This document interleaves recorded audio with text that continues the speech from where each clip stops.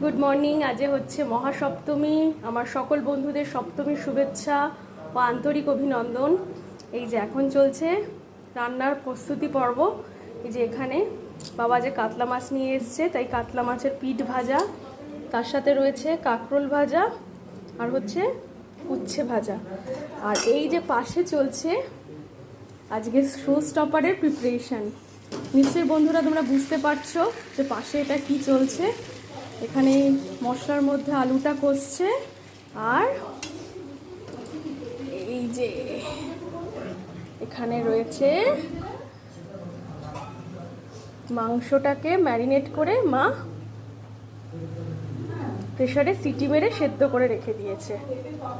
এর মধ্যে গেছে আদা বাটা, রসুন বাটা, নুন, কাঁচা লঙ্কা বাটা আর দই দিয়ে মাংসটাকে ম্যারিনেট করে মা প্রেসারে একবার সিটি মেরে নিয়েছে। জাস্ট মাংসটাকে একবার মানে হালকা করে সেদ্ধ করে নিয়েছি। এরপরে কষাতে কষাতে এবারে এর মধ্যে আমরা এই সেদ্ধ করা মাংসগুলো মিশিয়ে দেবো।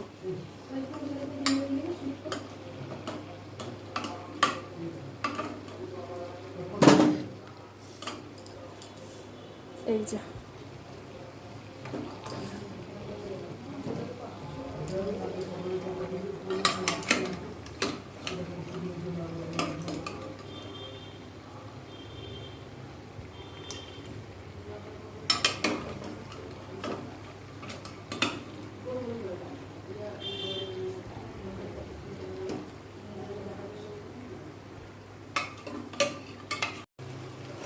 হ্যালো ফ্রেন্ডস, দেখো মাংসটা এবার কষানো চলছে।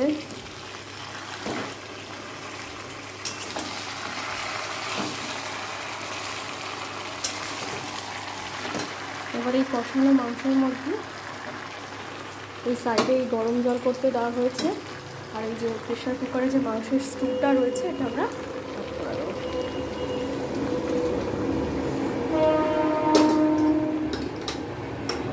তার সাথে সাথে মাংস সেদ্ধর যে স্টুটা রয়েছে সেটা আমরা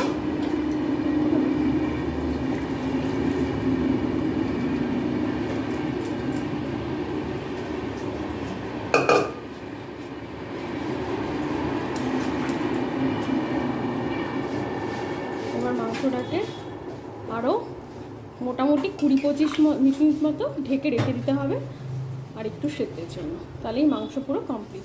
এতে গ্রেভিটাও একটু টেনে যাবে আর তৈরি হয়ে যাবে আমাদের আলু দিয়ে ঝাল ঝাল লাল লাল আজকে শো স্টপার সপ্তমী স্পেশাল খাসির মাংস। চলো।